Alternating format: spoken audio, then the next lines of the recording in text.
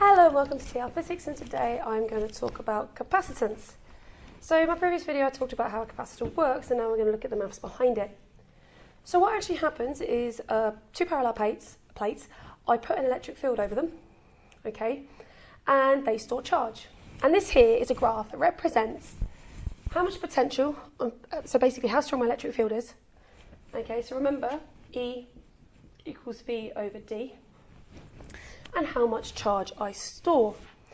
And capacitance is the ratio between these two things. So this here says that the bigger the potential, the bigger the electric field, the more charge I store.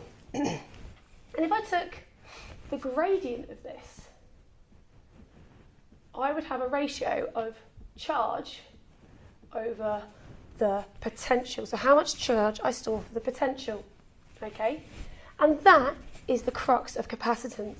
That capacitance is Q over V, or Q equals CV.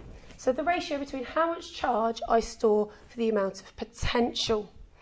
So an example here, if I have 1 nanocoulombs worth of charge over 4 kilovolts, my capacitance would be 1 times 10 to the minus 9 over 4 times 10 to the 3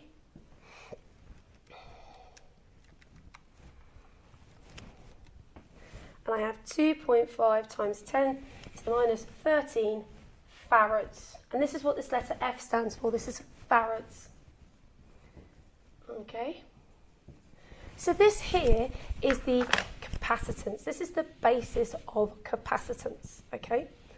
So capacitance is the ratio between how much charge I'm storing to how strong the electric field I actually had to put over it.